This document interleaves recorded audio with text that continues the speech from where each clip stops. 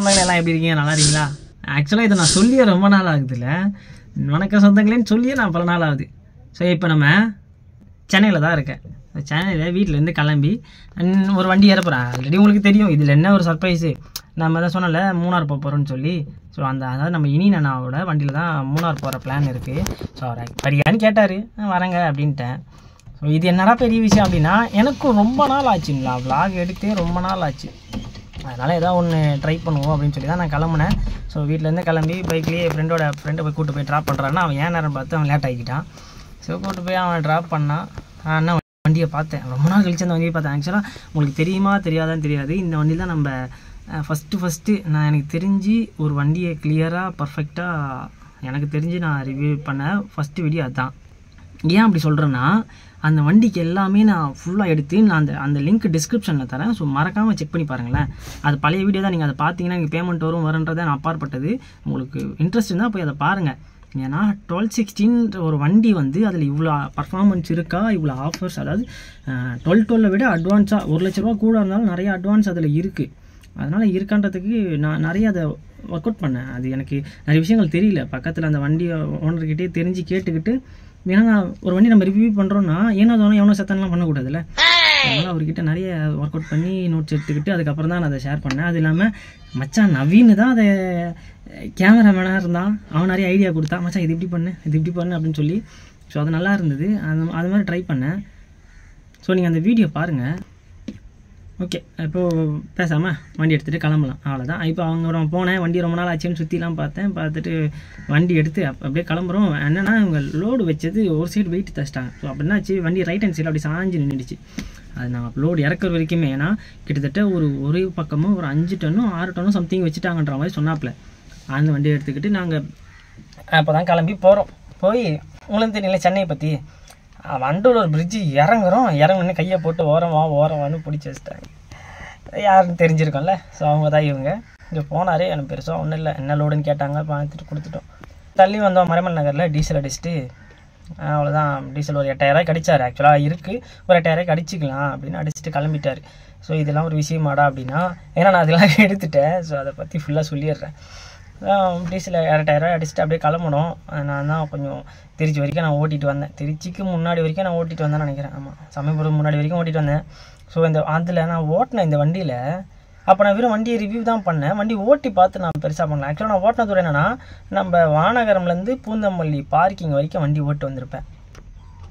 அந்த ஓட்டிட்டு வந்த தூரத்தில் வண்டியோட அந்த புது வண்டினா எல்லாமே ரொம்ப சாஃப்டாக நைஸாக ரொம்ப நீட்டாக இருக்கும். கரெக்டாக அதுக்கப்புறம் தான் வண்டியில் என்னென்ன இருக்குன்னு பார்த்தேன். ஆனால் இந்த வண்டி எடுத்து கிட்டத்தட்ட 2 வருஷம் ஆக போகுது. இந்த வண்டியில் பெரிய மைனஸ் என்னென்னா, அந்த பேசிக்காக எல்லா வண்டியிலும் இருக்க ஒரே மைனஸ் தான், டயரு ஒரே மாதிரி அடிவாங்க. ஏன்னா அது கம்பெனியில் தர எல்லா டயரும் ஃப்ரண்ட்டு டயர் எல்லாமே அடிவாங்க தான் செய்யும். அந்த மாதிரி தான் இவர் வண்டியிலையும் இருக்குது.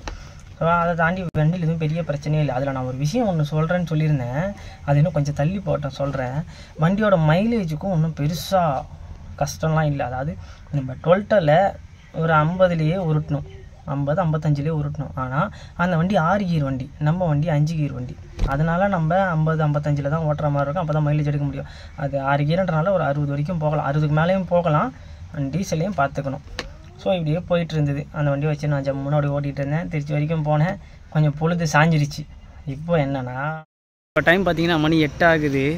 இப்போ எங்கே இருக்கோன்னா, நம்ம மணப்பாறை தாண்டி வந்தால் ஃபஸ்ட்டு ஒரு டோல் வரும் இல்லையா, திண்டுக்கல் போகிற ரூட்டில், அங்கே இருக்கும். நாங்கள் கிளம்புன நேரத்துக்கு ஆக்சுவலாக என் மேலே தான் மிஸ்டேக். இது கிளம்புனது நான் கொஞ்சம் லேட்டாக கிளம்பிட்டேன். என்னை ட்ராப் பண்ண வந்த பர்சன் லேட் ஆகிட்டான், அதெல்லாம் லேட் ஆகிடுச்சு. இப்போ அண்ணன் கண்ணாடி தொடச்சிட்டு இருக்காப்புல. இப்போ என்ன பிளான்னா, நாங்கள் போடி பக்கம் போயிட்டு சாப்பிட்டு படுத்துட்டு நாளைக்கு காலையில் தான் கிளம்புற மாதிரி பிளானில் இருக்கோம்.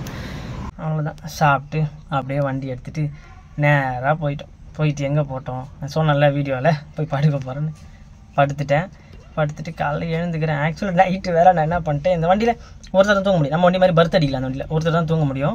ஸோ பர்த் அடிக்காதனால நான் என்ன பண்ணிட்டேன், மேலே கேரியரில் போய் படுத்துட்டேன். ஃபஸ்ட்டு லோடு மேலே படுத்துருந்தேன். அது கட்ட குறுக்கால இருந்தது. இறக்கும்போது காட்டுற பாருங்க அந்த லோடு எப்படி இருந்தது. அது ரொம்ப பள்ளம், தூங்கவே முடியல, அப்படியே பல கடிச்சுன்னு படுத்துட்டேன். அப்புறம் மேலே ஏறி கேரியரில் படுத்துட்டு காலைல ஒரு 5 மணிக்கு எழுந்தேன். ஃபோனை காணும் திடீர்னு. நான் எதிர்பார்க்கவே இல்லை. நைட்டு வேறு 2 பேர் இருந்து பக்கத்தில் பேசிகிட்டு இருந்தாங்க. ஆனால் பங்க்கில் தான் நிற்கிறேன்.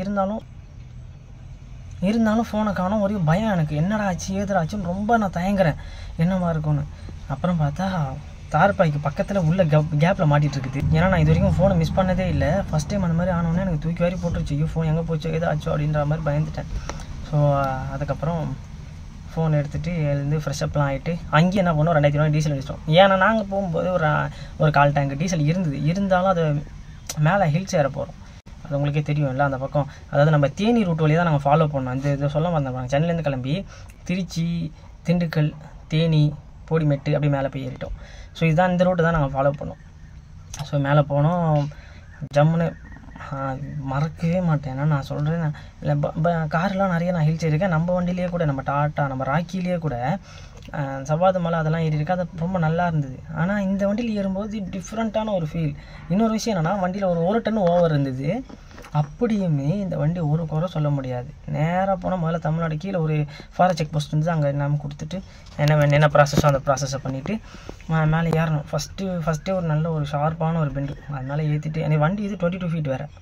அதனால் நான் ஃபஸ்ட் டைம் ஓட்டுறேன். 22 ஃபீட்டை மேலே ஏற்றுறேன். எனக்கு வண்டி ஓட்டியிருக்கேன். வண்டின்னும் போது நம்ம வண்டி அந்த வண்டின்னும் போது கொஞ்சம் சரி பார்த்துக்கலாம் அப்படின்றதெல்லாம் மேலே ஏற்றினேன். அப்படியே போனால் அவர்கிட்ட நான் வண்டியை கொடுக்கல. கடைசி வரைக்கும் வண்டி கொடுக்கல. ஏன்னா பேசிக்காகவே இது உங்களுக்கு நான் சொல்கிறேன். நீங்கள் எத்தனை பேர் இந்த ஃபீல்டை லவ் பண்ணுறீங்களோ அதே மாதிரி ஹேர்பின் பெண்டில் வண்டி ஓட்டுறதுக்கு நிறைய பேர் லவ் பண்ணுவீங்க. அது ஆமாவா இல்லையான்றதை மறக்காமல் கமெண்டில் சொல்லுங்கள். ஏன்னா அதில் நானும் ஒருத்தன். நம்மளுக்கு ஓட்ட தோணும்ல. ஒரு ஹேர்பின் பெண்ட்லேயும் வண்டி அழகாக திருப்ப தோணும்ல. அதனால் அப்போவே எப்படி சொல்கிறேன் ஸ்டீரிங்கில் நான் நம்ம வண்டி ஒரு பஸ்ஸில் போகிறோன்னா நம்ம இங்கே இருப்போம். பக்கத்தில் ஒருத்தவங்க உட்காந்துருப்பாங்க. அதாவது வண்டி டிரைவர் இருக்காங்க அப்படின்னா பக்கத்தில் நம்ம உட்காந்துக்கிட்டு அவங்க எப்படி திருப்புறாங்க, வண்டி எங்கே போய் திரும்புது அதெல்லாம் பார்த்துருக்கோம். நான் பார்த்துருக்கேன். மேபி என்ன மாதிரி லவ் பண்ணுறவங்க யாராவது அந்த மாதிரி இருந்தீங்கன்னா நீங்களே அதை பார்த்துருப்பீங்களா இல்லையான்றதை அதையும் மறக்காமல் கமெண்ட்டில் சொல்லுங்கள். ஸோ அந்த மாதிரி இருக்கும்போது நானே வண்டி எடுத்துகிட்டு போயிட்டேன். ஆனால் உண்மையாகவே சொல்கிறேன் நல்ல பிளேஸு, நல்ல வியூவு, நல்லா என்ஜாய் பண்ணலாம். கிளைமேட்டை கீழே அனலாக இருந்தது. அப்படியே மேலே போக காதெல்லாம் அடைச்சிக்கிச்சு. ஒரு இடத்தையும் தாண்டறதுக்குள்ளே நாங்கள் என்ன ஒரு 9-8 மணிக்கு ஏறிருப்போம்னு நினைக்கிறேன். ஆனால் மதியம் 12 மணிக்கு தான் போய் அங்கே சேர்ந்தோம். என்னென்னா வண்டி ஒரு கட்டத்தில் ட்ரம்மெல்லாம் புகத்தல ஆரம்பிச்சு. பூப்பாறை இருக்குல்ல அந்த இடம் பக்கம் போகும்போது ட்ரம்மெல்லாம் புகத்தல ஆரம்பிச்சிருச்சு.